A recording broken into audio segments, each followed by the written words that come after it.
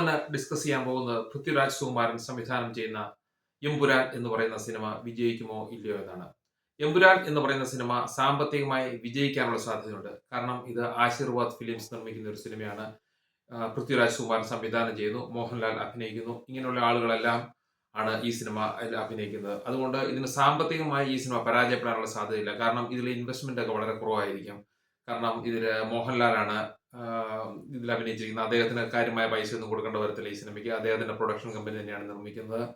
പിന്നെ ഇത് all over world wide release ചെയ്യും. ഇതിന് നല്ല പബ്ലിസിറ്റി ഇപ്പോഴേ തന്നെ കൊടുക്കുന്നുണ്ട്. പക്ഷേ എന്നാൽ ഈ സിനിമ ഒരു നല്ല സിനിമ ആയിരിക്കാനുള്ള സാധ്യത വളരെ കുറവായിരിക്കും.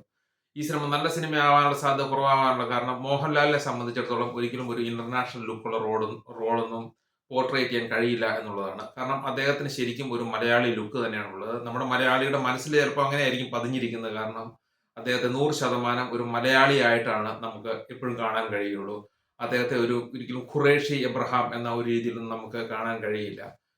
അങ്ങനെ ഒരു വേഷം ചെയ്തു കഴിഞ്ഞാൽ അത് ഒരിക്കലും വിജയകരമാവാനും സാധ്യത കുറവാണ്.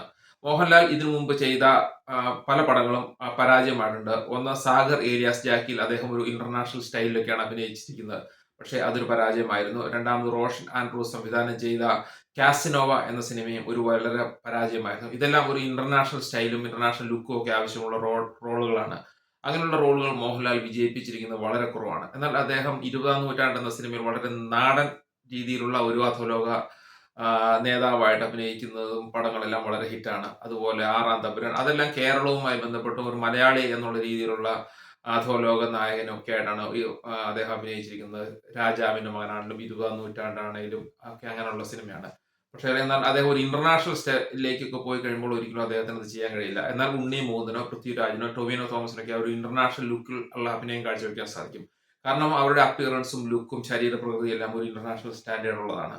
പക്ഷെ മോഹൻലാലിന് ഒരിക്കലും, മമ്മൂട്ടിക്കാണെങ്കിൽ പോലും അത് പറ്റില്ല. കാരണം അവരുടെ ഒരു ലുക്കും സ്റ്റാൻഡേർഡും ഒന്നും ആ രീതിയില്ല. പിന്നെ ഇത് പാൻ ഇന്ത്യൻ രീതിയിൽ ഒരിക്കലും അംഗീകരിക്കപ്പെടില്ല. കാരണം മോഹൻലാലിന്റെ ലുക്കൊന്നും ഒരിക്കലും ഒരു പാൻ ഇന്ത്യൻ സ്റ്റാറിൻ്റെതല്ല. അതൊന്നും ആർക്കും അംഗീകരിക്കാൻ പറ്റുന്ന രീതിയിലല്ല.